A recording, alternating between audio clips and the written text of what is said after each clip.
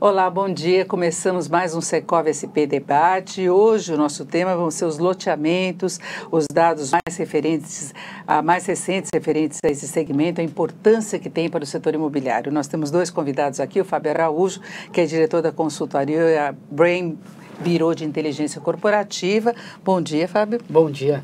E também com a gente aqui o Caio Portugal, que é vice-presidente de Desenvolvimento Urbano e Meio Ambiente do Secov São Paulo. Bom dia também, Caio. Bom dia, Denise. E eu lembro você que está nos acompanhando que você pode participar da nossa conversa mandando as perguntas através do Facebook do Secov São Paulo.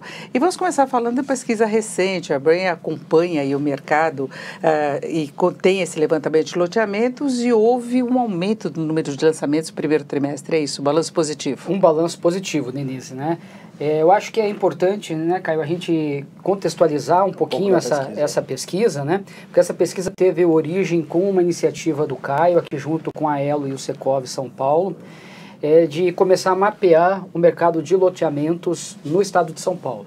Então nós iniciamos o trabalho em dezembro de 2017, mapeando 55 municípios. Por que 55 municípios? Nós pegamos aqueles que tinham a maior participação nas aprovações do GRAPOAB. E com isso nós começamos a mapear a cada 3 meses os lançamentos, as vendas e o estoque de loteamentos abertos e fechados nesses municípios. Esse primeiro ano de pesquisa, ele conseguiu possibilitar com que a gente consolidasse, tivesse certeza da metodologia e dos dados, e aí numa outra iniciativa também da Elo, a gente agora expandiu isso para a pesquisa nacional. Então hoje está sendo feita a primeira divulgação da pesquisa dos resultados nacionais do mercado de loteamentos, né? Então acho que essa historiação assim, ela é importante, né, Caio? Porque em São Paulo são 65 municípios. No âmbito nacional, qual que é a abrangência? 130, né? 130. Aqueles 55 no começo do ano ampliaram-se para 65 no estado de São Paulo. Certo. E o estado de São Paulo, em número de municípios, representa metade do indicador nacional hoje, que são 130 municípios. Agora, como é que está o mapeamento desses lançamentos no âmbito nacional? Veja, a gente conseguiu fazer nesse primeiro trimestre de 2019, em 15 estados diferentes a pesquisa. Em todos os estados, né, eles representam aí, são 32 milhões de habitantes, né, sendo que as duas maiores cidades do Brasil, que são São Paulo e Rio de Janeiro, não tem loteamento, né, por motivos óbvios, não existe aonde fazer um loteamento, né? Então, a gente fala, poxa, mas são só 32 milhões de habitantes. Mas é porque o mercado de loteamentos, diferente do mercado de incorporação, ele acontece no interior. É esse Brasilzão gigante, muito pulverizado, onde nós vemos os lançamentos. Então, nós temos aí mais ou menos 16% da população representada, mas com essa característica de que são os municípios que mais têm loteamento. O único município, a única região importante que vai ser incluída agora na próxima revisão e que não estava na primeira era a região metropolitana de Belo Horizonte. Todas as outras macro-regiões, em especial no centro-oeste, porque o maior mercado de loteamentos do Brasil é aqui em São Paulo. E o segundo maior mercado de loteamentos do Brasil é o estado de Goiás. E esses dois estão na pesquisa, né?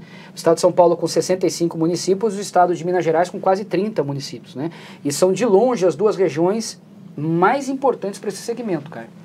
Agora, o que estaria motivando esse aquecimento? Tem relação com a retomada do setor imobiliário como um todo? Se a gente pegar, a gente pode fazer um recorte primeiro nessa pesquisa que a gente fez do estado de São Paulo, que ela dá um pouco de referência como foi a economia brasileira, né? Então a gente pega a mensuração, como bem o Fábio colocou, começou lá no último trimestre de 2017, mediu os 4 trimestres de 2018 e mediu já o primeiro trimestre de 2019, né? Do TRI, por motivos óbvios, vai encerrar agora em junho, a gente deve ter esse resultado em julho.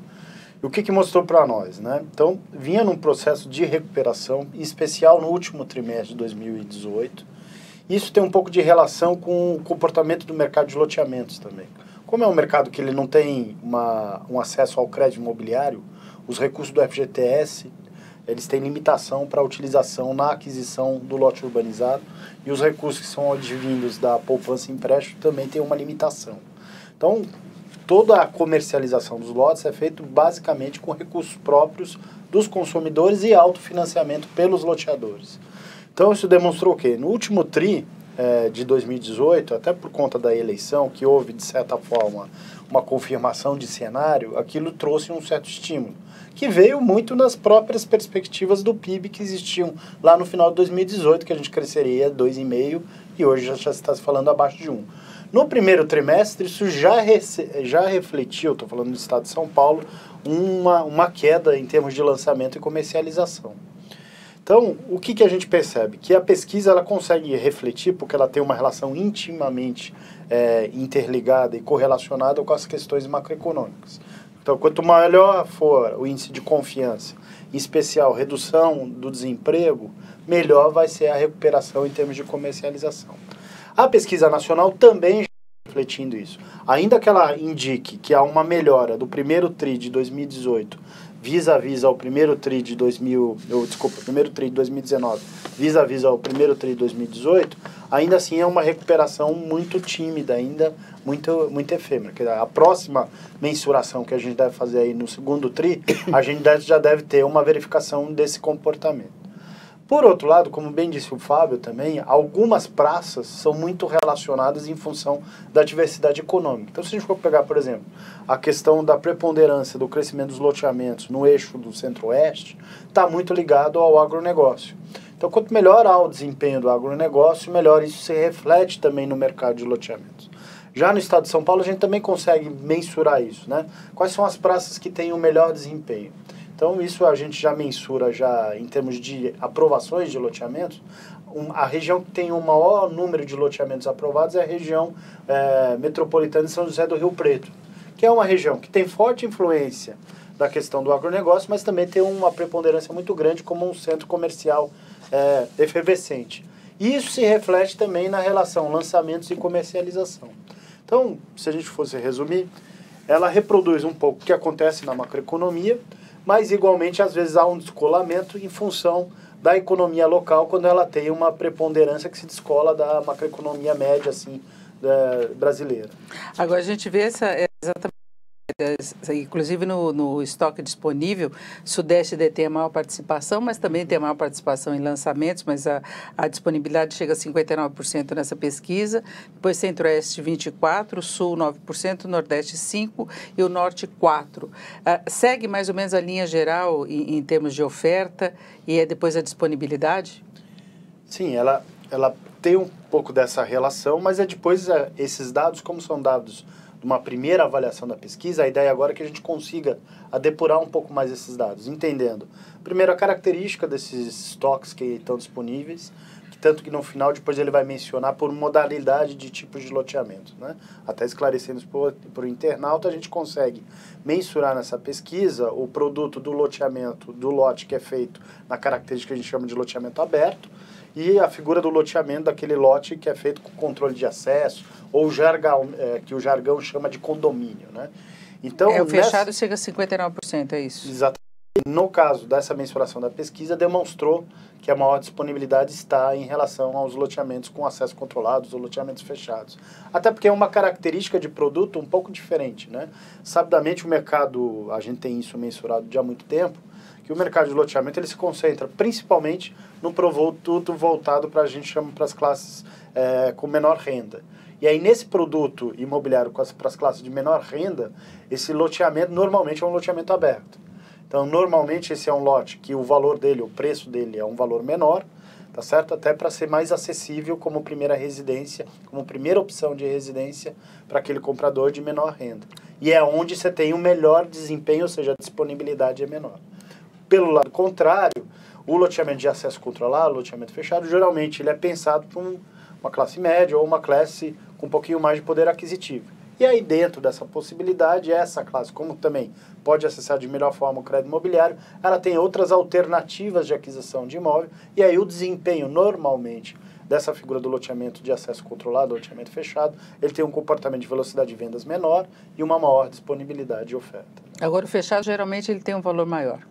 Normalmente, a gente consegue até mensurar no estado de São Paulo, né, se a gente for falar em preços médios, obviamente, como a gente está falando sempre em preços médios, sempre há distorções, né? Mas, grosso modo, o loteamento aberto, o preço médio para o estado de São Paulo é cerca de R$ 420 por metro quadrado, né? Então, se a gente for falar de um lote aí de 250 metros quadrados, a gente está falando aí perto de 104, 105 mil reais o valor absoluto desse lote. Já no loteamento de acesso controlado, loteamento fechado, esse preço sobe um pouco, se eu não me engano, acho que era 500 e poucos reais por metro quadrado, né? Mas o ticket sobe ainda mais, né, cara? Porque, em geral, a metragem do lote fechado, justamente porque ele já se propõe a ser um loteamento para uma classe mais alta, ele já coloca também uma metragem maior, né? Então, quando você junta preço por metro maior e metragem maior, o ticket absoluto de venda, o valor absoluto, é maior ainda a diferença, né? Então, a gente tem uma diferença aí de uns 25%, 30% no preço por metro quadrado, mas nós temos uma diferença de mais de 70% no ticket. Exatamente. Né? Que vai de 100 para quase 200 mil reais daí o ticket no loteamento fechado. Agora, levando em conta as condições financeiras, a demanda maior é por loteamento aberto ou fechado? Na verdade, a demanda maior é por preço menor. Né? Então, mas estaria e até por conta disso, não necessariamente porque a gente pega, por exemplo, as regiões metropolitanas, né? Tem tido um fenômeno, isso não é só aqui do estado de São Paulo, a gente já tinha identificado isso, por exemplo, na região metropolitana de Porto Alegre, isso. A característica de você fazer um lote com tamanho menor e com características de acesso controlado, fechado. Então, e aí o preço, ainda que em valor absoluto ele seja um pouquinho maior do que o aberto, mas ele também voltado para essas classes mais econômicas. O que a gente percebe é o seguinte, que quando o consumidor, em especial esse que é a primeira residência, vamos entender, o lote ele funciona muito como o primeiro acesso ao imóvel próprio. E por ser o primeiro acesso ao imóvel próprio, o que conta no bolso desse consumidor é o valor da prestação que ele vai pagar pelo terreno, por óbvio, o valor dos custos acessórios que ele tem, tanto para edificar sobre esse lote, quanto os custos que ele vai ter de IPTU. E aí, se você tiver uma taxa associativa, uma taxa condominial, isso com certeza vai pesar no processo dele de tomada de decisão. Porque ele sabe que é um valor a mais que ele vai ter que dispor mensalmente para ele fazer frente e poder realizar o sonho dele de adquirir aquela primeira moradia. E uma coisa que determina muito, Denise, também a parte do loteamento aberto ou fechado no mercado é a legislação municipal, né? Porque existem municípios que colocam um limite de tamanho de terreno 360 metros. Lá em Maringá, no interior do Paraná, 400 metros quadrados de terreno para loteamento aberto. Ou seja, a dinâmica da legislação também vai dizer que tipo de produto se consegue fazer naquela região. Mesmo que em qualquer cidade do Brasil, naturalmente, o loteamento popular vai ter uma demanda maior do que o loteamento de classe média ou loteamento de luxo, a oferta de loteamento popular só vai existir aonde existir a legislação que permita, né? Porque mesmo que nós estamos falando, então, é um preço ultra baixo, onde é praticamente impossível qualquer loteador fazer R$200 o metro. Se você só coloca como em Maringá o mínimo de 400 metros, é 80 mil reais. Né? E aí, para morar um terreno de 400 metros já é um custo enorme, porque não é só o custo da casa, percebe? Então é muito importante também, porque nós temos visto em diferentes cidades do Brasil a tentativa de prefeituras de elitizar a sua cidade. Só que, na verdade, ela aumenta a favelização. Porque se você não dispõe de áreas com legislação que possibilitem fazer as casas populares, né, o lote, porque o lote ninguém mora, as pessoas moram em casa, né, ela compra o lote para construir. Se isso não existir, na verdade vai existir a subocupação.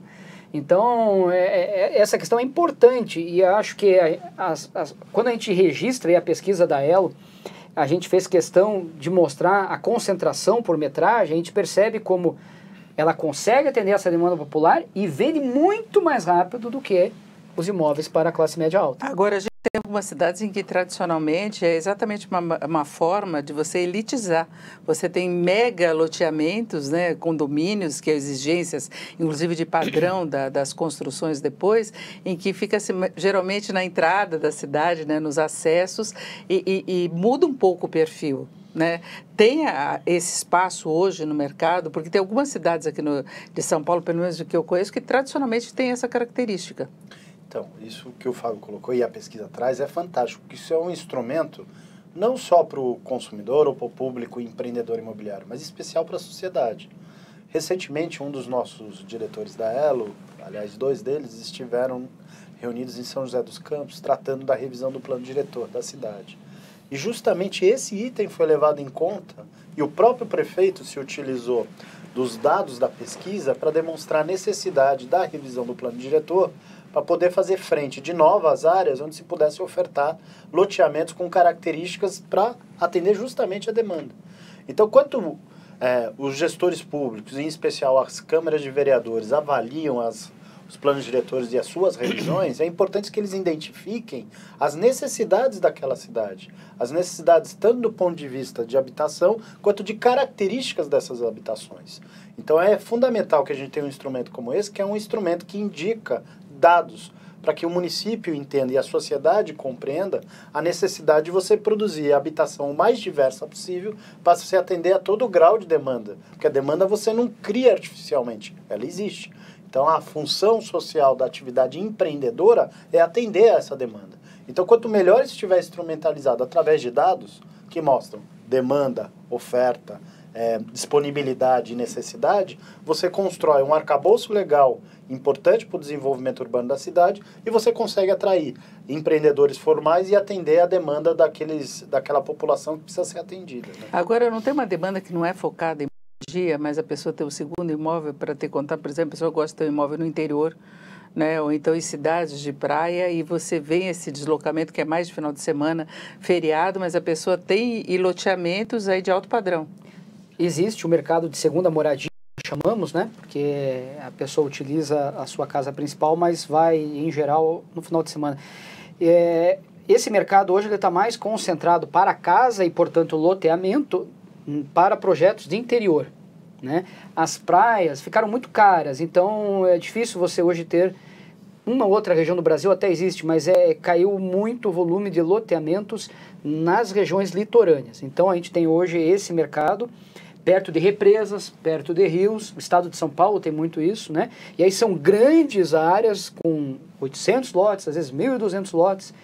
Às vezes você tem uma quantidade menor de lotes, mas daí lotes grandes, né? Que são pequenas, quase pequenas chacrinhas, né? Hoje a gente usa lotes de 1.500, 2.000 metros. Tem espaço, né? Para piscina, alguma tem coisa espaço, assim, né? Tem espaço para bastante coisa, piscina e muitas outras coisas. Esse mercado existe. E o que determina ele? Em geral, o que a gente chama do heavy user, que é o usuário que frequenta o tempo inteiro, ele tem que estar para um produto de interior, não de litoral, até 1 hora de deslocamento da onde ele mora. Então, quando você pega a região metropolitana de São Paulo, que são mais de 20 milhões de habitantes, e que é muito bem servida de estradas, 1 hora você chega em vários municípios. Aí vai depender da própria atratividade natural que aquele município vai ter, para que consiga, porque não basta daí a área, né? Ela tem que estar sempre ligada a alguma ideia de beleza natural, né? Por isso que a água traz muito isso, né? A água, as árvores, etc. Então esse é um mercado grande, a gente não fez até hoje, né, Caio? E talvez até valha a pena a gente pensar para os outros indicadores um recorte, porque esse recorte é até possível ver às vezes pela metragem. Quando você começa a ver lote muito grande, opa, mas não é só isso. Você quase também, uma chácara, né? É quase uma chácara, mas você também tem loteamentos que foram claramente vendidos para segunda residência, mas que são de 400, 500 metros. Né? Então esse mercado ele é grande, em especial dentro desse eixo de cidades muito grandes, até 100 quilômetros de cidades muito grandes, e talvez até seja um novo recorte da pesquisa. Eu pensei em algumas cidades assim, porque você conhece pela característica, eu acho que Itu tem muito isso, né? Avaré, que é mais distante, que sai um pouco desse roteiro, Atibaia, né? E não necessariamente tem atrativo, acho que a proximidade também muitas vezes ajuda, como é o caso de Itu, né? E tem um outro aspecto também, né? Com essa questão da possibilidade de você ter home office, trabalhar à distância, etc. Isso é um fenômeno que a gente viu. Empreendimentos que foram planejados ou projetados como segunda residência e que depois o próprio público ali acabou adaptando como sendo primeira residência em função do ciclo de vida que a pessoa alcança.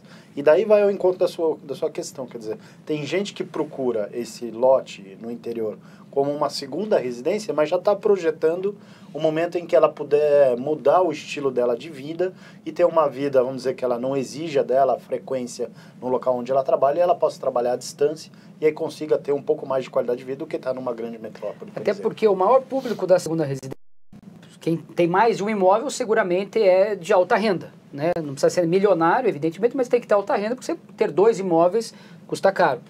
Então, e neste público de renda acima de 10, 15 mil reais por família, a maior parte dele é constituída de empresários e profissionais liberais ou autônomos, que são pessoas que têm uma flexibilidade maior na sua rotina.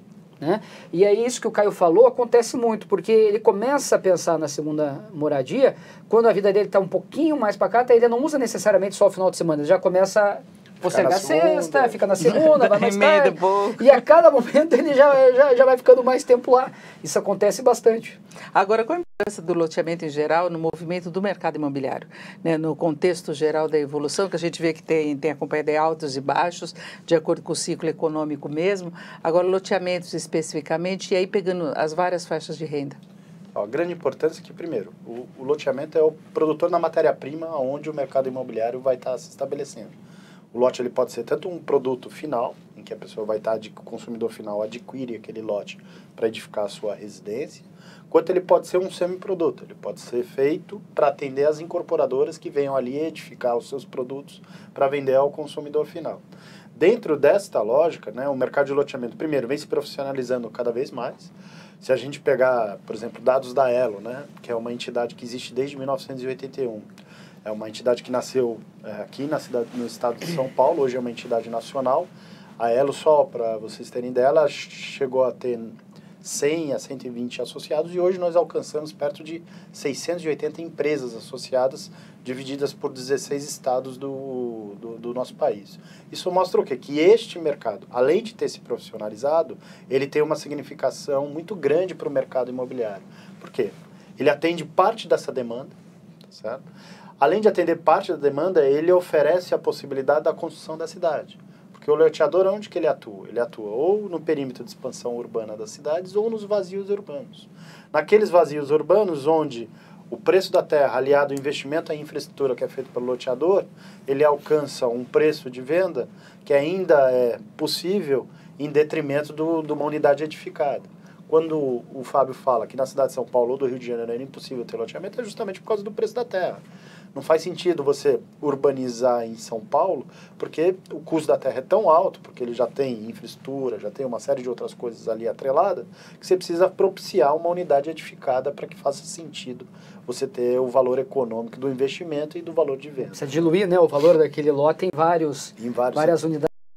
Né? Agora, esse balanço geral do levantamento, ele considera apenas loteamentos que estão regularizados, que seguem as normas dos vários municípios, que a gente tem muito loteamento irregular, que se ajusta depois, a gente até falou disso em outras ocasiões, né, da questão da regularização. Sim.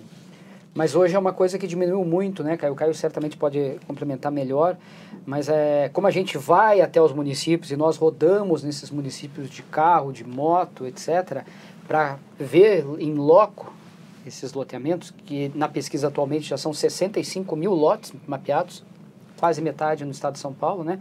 Então é uma pesquisa bem ampla.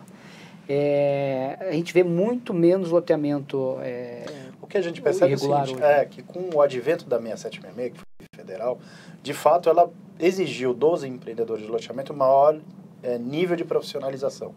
E por parte do poder público também, com a própria responsabilização exclusiva da Constituição para o ente município do desenvolvimento, do uso e ocupação do solo, fez com que, de um lado, os próprios gestores perceberam a importância do loteamento para a cidade, que é para o crescimento regular, porque a gente dota aquele espaço físico de infraestrutura. Então, por exemplo, hoje nós estamos discutindo a questão no marco regulatório do saneamento. Quem é que faz grande parte desse investimento? São as empresas loteadoras. Elas é que suplantam a deficiência de investimento por parte das concessionárias. Elas fazem as redes coletoras de esgoto, elas fazem eventualmente estações de tratamento de esgoto, fazem as redes de abastecimento de água, adutoras. Então, no Nordeste, inclusive, né, Caio, aumenta muito o custo, porque não tem água, e além de fazer adutor, muitas vezes tem que fazer uma série de poços artesianos, porque muitas vezes falta água e não vai ter na adutora, e daí exige que além da adutora se faça inclusive poço artesiano para a segurança de alguma falta de água. Então, está fora da cidade, inclusive, onde tem o abastecimento mesmo de água e tem de ter o poço para suprir isso daí.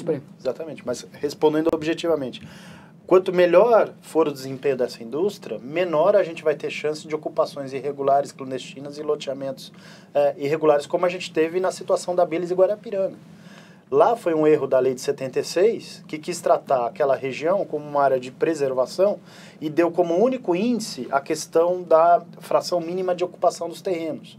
Fato é que a indústria formal não foi para lá, quem foi para lá foi o loteamento clandestino e irregular, normalmente atrelado a algum tipo de conluio eleitoral, com gestores públicos que levavam infraestrutura, e hoje nós temos aí mais ou menos 2 milhões de pessoas morando numa região que não deveriam estar morando, e sem a infraestrutura adequada. Então, a própria história do processo de urbanização nosso tem ensinado que é preferível você ter uma legislação adequada, com um parâmetro adequado em termos de lote mínimo, infraestrutura básica, do que você optar por simplesmente elijar a possibilidade de você construir novos loteamentos nessas regiões. É melhor, inclusive, para as prefeituras elas viabilizarem os projetos, né, garantirem condições adequadas para evitar a invasão de terra, porque aí você, dependendo do padrão do loteamento, pode ser esse acesso ao primeiro imóvel. Não tenha dúvida disso. Fora o custo para a própria sociedade, né? Quanto que custa para a sociedade você regularizar, você levar a infraestrutura, que em última instância quem vai pagar é a sociedade, é aquele município que vai dispor da mínima capacidade de investimento dele para atender. Em detrimento que se ele tivesse propiciado uma legislação adequada, com padrão a atender àquela mesma demanda, mas pelo mercado formal, pela iniciativa privada, aquele investimento não caberia ao município, caberia ao empreendedor. Tem ainda aqueles esquemas assim, de loteamento, que isso eu vi alguns exemplos já, de se você lotear, e depois você cria a condição cria o fato pronto para a prefeitura agir no sentido de calçamento, no sentido de hoje a urbanização. Isso não permite mais. Não, desde 79, a pessoa fica aliás, totalmente. Mas tem uma fiscalização em relação a isso? Tem, e o próprio gestor, o próprio prefeito da cidade, ele é implicado, ele tem uma tipificação penal na própria lei de parcelamento do solo. Aquele que, de alguma forma, colocar infraestrutura em loteamentos irregulares e clandestinos, né, sem o devido processo de regularização, que se comprove que não foi, vamos dizer, ele não agiu de uma forma dolosa, assim, que aquilo se instalou não por negligência dele, responde pelo crime de improbidade administrativa. Não só ele, como as concessionárias de serviços públicos.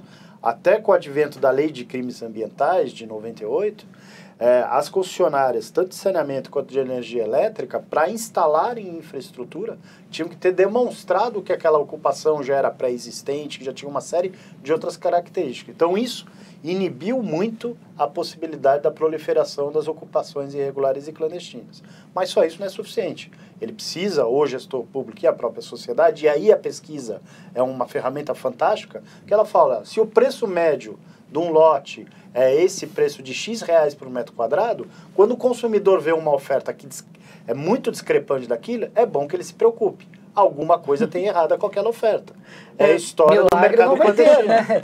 É difícil que todo mundo está cobrando lá, por exemplo, ficar 100 mil reais, 89, 95, 110, de repente aparece alguém com 50. Alguma coisa está errada, né? Naquilo lá. Não, eu estou pensando, por exemplo, a pessoa que tem uma área grande e ela quer fracionar e começa a vender aquele espaço. Viraria lotes, mas ela não tem nada de urbanização. Isso não é possível. Não, e hoje os gestores públicos, na sua maior parte, todos eles têm a consciência clara do problema que é o loteamento irregular. Todos eles têm agido de uma forma bastante presente. Eu vejo isso até porque atuo na região metropolitana de São Paulo. Eu vejo que a maior parte dos 39 municípios tem atuado nisso. Porque sabem que isso significa depois problemas, custos para a sociedade, implicações junto ao próprio Poder Judiciário e ao Ministério Público.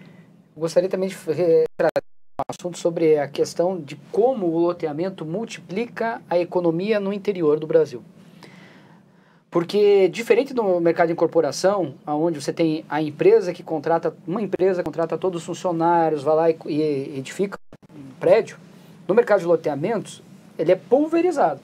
Então, por exemplo, no estado de São Paulo, foram vendidos ano passado mais ou menos 42 mil lotes nas cidades pesquisadas, nas 65 cidades, a gente retroagiu o dado, né? 42 mil unidades vendidas. São 42 mil pessoas que contrataram arquitetos, ou se era muito popular, não contratou arquiteto, ele contratou um mestre de obras, um pequeno empreiteiro, que subcontratou e pegou mais funcionários e foram construir isso.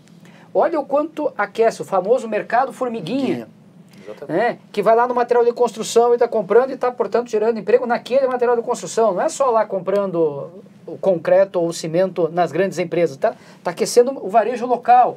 Aí esses pequenos empreiteiros, esses mestres de obras, por assim dizer, que ao longo da vida vão constituindo equipes e vão construindo 2 casinhas, 3 casinhas e revendendo essas casinhas, eles são pequenos empresários na prática. Embora não seja visto dessa maneira, eles inclusive conseguem gerar uma renda superior. Então isso é muito positivo para a economia local. E que no mercado de incorporação estruturada de prédios não acontece a disseminação da mesma forma como acontece no mercado de loteamento. É evidente que aquece a economia e é positivo, mas essa pulverização do mercado formiguinha é excepcional. E na própria legislação da cidade ela tem que atentar para que os requisitos mínimos, não apenas de metragem, mas também de testada, né, de tamanho da frente, possibilite muitas vezes a subdivisão do lote para que caibam 2 ou 3 casinhas, etc., com um tamanho adequado para quem for residir, mas que gere e aqueça esse mercado do formiguinho. Agora, a pessoa que adquire um lote e ela não tem condição financeira da construção, às vezes o primeiro imóvel, é fácil conseguir o financiamento? Como é que se dá nessas condições? É então, diferente de você comprar um apartamento, porque lá seria o financiamento para a construção, né? Então, isso é um trabalho que a gente vem desenvolvendo. A Caixa tem uma linha que chama Aquisição de Terreno mais Construção, e aí parte do funding até vem do FGTS. Então, quando ele é, vamos dizer, um cotista do FGTS, ele consegue uma taxa de juros mais facilitada. E ainda assim, a gente está trabalhando para aprimorar essa linha, de sorte que a gente consiga ter pré-padronizado alguns tipos de plantas de casas e até com a explosão do custo de produção dessas casas. E com assistência técnica que pode ser dado tanto pela prefeitura, quanto pelo empreendedor ou pelas associações de arquitetos e engenheiros. Porque isso seria uma forma da gente facilitar a solução total de habitação. Ou seja, o loteador faz o lote urbanizado com infraestrutura, há uma assistência técnica para auxiliar na autoedificação e tem também uma facilitação de acesso a crédito, né? Então, isso seria o componente ideal que a gente está evoluindo, é uma linha que já existe da própria Caixa, mas no sentido de que isso torne cada vez mais acessível. Isso vai facilitar muito. E entra de alguma forma não limites aí do Minha Casa Minha Vida? Não, tem que estar... Ele pode entrar, né? Agora o programa está passando por uma revisão, mas ele poderia entrar dentro das facilitações de percentuais daquela questão da equalização da taxa de juros, né? Ele não foi muito utilizado porque o recurso, além de ser pequeno e finito, acaba sendo absorvido totalmente pelas incorporações mais estruturadas, né? Mas é um trabalho que a gente já levou isso até para o Secretário Nacional da Habitação para vislumbrar uma pequena parcela desse recurso que pudesse ser alocada nessa linha de autoconstrução. Agora, pensando nos municípios mais afastados, e em alguns casos você não tem o limite muito claro em termos práticos, não do ponto de vista legal, do que seria a área urbana e a área rural. E na área rural, o registro do imóvel é diferenciado, inclusive a questão da planta. Isso é abordado no caso de um loteamento, por exemplo, se você está lá no limite e entra numa área rural, mas é encostado na cidade, no município. A própria legislação obriga para aquilo ser caracterizado como um loteamento que seja transformado em área urbana. Então, mesmo que fisicamente você não consiga perceber a diferença entre o limite entre o rural e o urbano, aquele loteamento regular, formal, urbano, ele precisa que aquele perímetro dele seja transformado em área urbana. Então, ali ele vai receber um tratamento de área urbana, ainda que ele esteja fisicamente numa região que parece, vamos dizer, periurbana, né? Entre o rural e o urbano. Porque as cidades vão se expandindo. Então, você está no rural, mas você está na cidade ainda. Exatamente. Mas isso é uma das grandes vantagens e explica onde está a concentração da oferta de loteamentos. Porque nas regiões onde existe área rural, o metro quadrado é muito menor da área. A gente brinca, você compra em alqueire e vende em metro quadrado. E é por isso que viabiliza o loteamento, muitas vezes inclusive o popular, né? Porque você está comprando uma área que até ontem era a plantação de alguma coisa, né? E aí você entra com todo o processo para mudar para uma área urbana. Então isso é fundamental. E por que eu falei, né? O interior de São Paulo e lá a região oeste do país, né? Goiânia, Mato Grosso, etc. Lá então é mais forte do que ainda a existência dessas áreas rurais que permite muito próximo das grandes cidades a oferta de área muito barata, com infraestrutura acessível fácil. Então torna o mercado de loteamentos muito competitivo lá.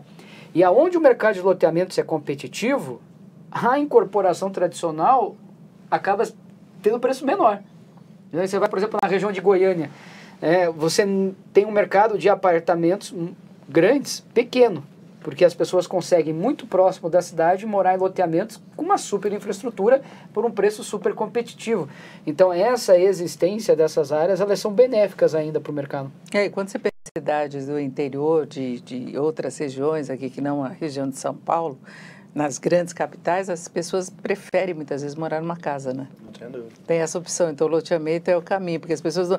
Tem prédios, os primeiros eles têm assim, ou o pessoal que compra por curiosidade, quer ser o diferente da cidade, ou demora, né? A adesão é diferente. Olha, os dados no Brasil ainda representam que embora a PNAD não faz atualização anual desse dado, mas dos domicílios, né, mais do que os urbanos, Caio, nós temos no Brasil, tínhamos em 2010, que é o último dado realmente oficial, 10,5% das famílias morando em apartamentos. 90%, portanto, morando em casas, né? Agora talvez chego aí em 14%. Mas depende da região, né? Também. Se você pega pela então, média... Assim, realmente, as pessoas gostam de casa. A gente faz mais ou menos 30 mil entrevistas por ano. E mesmo numa cidade como São Paulo, mais ou menos metade diz que prefere casa. A resposta é espontânea. Espontânea como resposta. Você pergunta, você prefere morar numa casa ou mesmo com o problema de segurança, né? A pessoa mesmo faz essa opção, é aquela coisa da liberdade mesmo. Agora, tem esse diferencial, você falou de algumas regiões que é dominante. Eu estive em uma palestra em Porto Velho semana passada, não tem quase prédio. É uma capital. Tem 5% em Porto Velho, tem 5% de pessoas morando em Então, não tem, chama atenção, assim, você olha, assim, pouquíssimos prédios. É uma cidade horizontal. E é uma capital.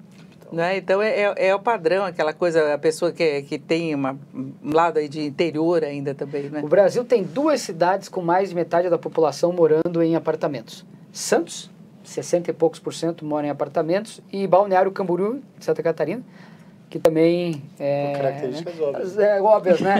Litoral pequeno. São cidades, território minúsculo, problema, né? Na praia. Então, em Camboriú tem problema na praia que tem sombra agora, né? Muita sombra. Eles estão com esse problema. Agora, a pessoa que muda dessa área rural para a urbana, ela tem um novo padrão de tributação. Sim, do ponto de vista dos impostos que incidem, né, sobre a propriedade. Você sai do ITR e vai para o IPTU, obviamente que é diferente. Até porque os serviços prestados pela cidade para aquele cidadão são outros, né? Você tem a questão da zeladoria, você tem a questão da coleta de lixo, você tem a questão das próprias outras infraestruturas que, quando ou é do próprio poder público municipal ou é de suas concessionárias, né, como a questão de saneamento. Então, até por conta disso, né, o custo de se viver numa cidade exige essa contrapartida do recolhimento dos impostos, né, que é mais caro do que está na área rural.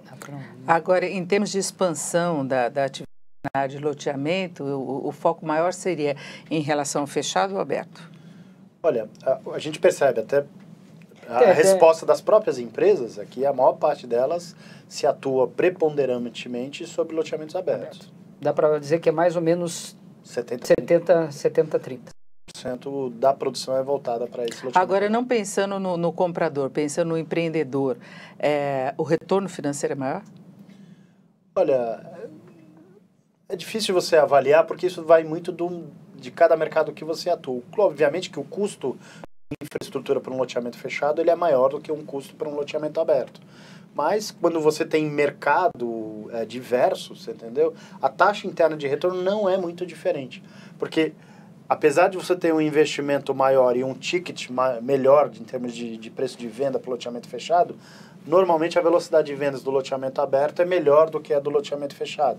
Então, como o custo financeiro é um componente importante ainda na nossa economia e nesse tipo de empreendimento, você acaba tendo uma taxa interna de retorno muito parecida entre as duas modalidades. Então, a maior parte das empresas não optam por atuar somente no mercado, até por uma questão de perenidade da empresa, né? Então ela tem que sempre estar atuando no sentido de estar renovando o seu ativo circulante, né? São poucas as empresas que são mais concentradas a trabalhar só sobre uma característica, né? A maior parte das loteadoras, até porque são pequenos empreendedores, é um mercado bastante pulverizado.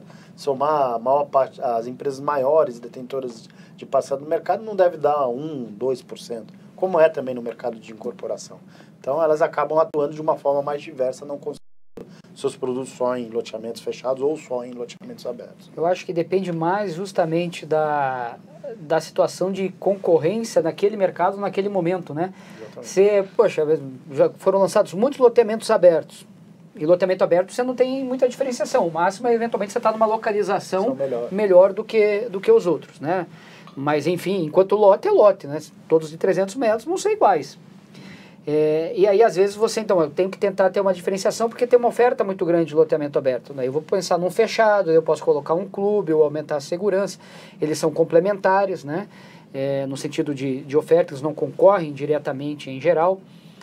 Algumas cidades, isso acontece mais aonde já existe a possibilidade de incorporação, como condomínio fechado, aí também tem a legislação é diferente, porque você daí na legislação de loteamento vai seguir, em geral, com terrenos maiores e mais restritivos, e como um condomínio fechado, uma incorporação, ele consegue vender a fração ideal, aonde lá dentro, inclusive, a pessoa está comprando um pedaço da praça, um pedaço da rua, um pedaço de tudo, né? E aí, nesse caso, por exemplo, na região metropolitana de Curitiba, que é o caso mais antigo no Brasil, você só consegue fazer lote aberto de 360 metros, mas lote fechado tem cidades que você faz de 90 metros privativos. Tanto lá que a gente fala, né, metro privativo, né? Porque é a área útil do lote, mas o sujeito está comprando 200 ou 300. Às vezes você tem áreas de preservação, onde a fração ideal do lote são 2.000 metros. E o cara está comprando 200. Mas ele tem mais 1.800 metros que foram de preservação, porque pode ter, como você falou da Billings aqui, né? Exatamente. Talvez pudesse ter pensado isso naquela época. Não entendo. Né? Pô, na frente de uma represa, do lado de São Paulo, coisa maravilhosa de vista e de usabilidade, etc. Podiam ter pensado, então, em alguma edificação com uma menor densidade, né? E que as pessoas que têm maior preservação. Então, tem soluções para isso. Agora, pegando uma cidade como São Paulo e outras cidades próximas aqui, só para ficar no estado de São Paulo, com esse adensamento, ainda tem potencialmente muito espaço para loteamentos? Então, na própria cidade de São Paulo é difícil, porque dentro do plano diretor da cidade de São Paulo, as áreas maiores que ficaram como zonas de proteção ambiental, né? Agora, fora delas, se você pegar a região metropolitana como um todo, a gente percebe que esse processo de urbanização, que ele se deu, vamos dizer, da década de 60 para frente, em especial de 70 para frente, e em especial depois de 72, quando veio um plano diretor muito restritivo da cidade de São Paulo, elas foram primeiro expulsas para a Zona Leste, depois para a Zona Sul de uma forma irregular, depois para a Zona Norte, mas você tem a limitação da própria Cantareira, e agora, mais recentemente, com a Zona Oeste, né? O próprio advento do Rodoanel fez um fenômeno muito interessante, que as cidades passaram a não ter mais divisão. Como você tinha uma fácil mobilidade entre as próprias cidades, você vê um processo de conurbação bastante intenso, né? Então ainda existem áreas a serem ocupadas, você pegar no eixo da Castelo Branco, da Raposo Tavares, mesmo da Anhanguera, da Bandeirantes, nas outras rodovias, você vê em Dutra, você já está ultrapassando o Guarulhos, chegando para os outros municípios, né? Já está tudo emendado. É quase uma cidade só, né? Se você pegar na Zona Leste, vai até o Alto Tietê, né? Se a gente pegar, já sabe a diferença. Suzano, Mogi das Cruzes, já está chegando tudo lá. Por quê? Porque é esse processo de urbanização, né? É o processo de ocupação desse espaço físico, né? Perfeito. Nós vamos fechando por aqui nosso Secov SP Debate de hoje. Eu agradeço muito a participação do Araújo, que é diretor da consultoria BREM, Biro de Inteligência Corporativa. Muito obrigada. Obrigado, Denise. Eu, Caio Portugal, que é vice-presidente de Desenvolvimento Urbano e Meio Ambiente do Secov SP e também presidente da Elo. Muito obrigada, Caio. Muito obrigado, Denise. E obrigada a você que esteve com a gente até agora. Eu lembro que o programa fica disponível depois no Facebook do Secov SP e também no canal Secov no YouTube. Muito obrigada. Até a próxima.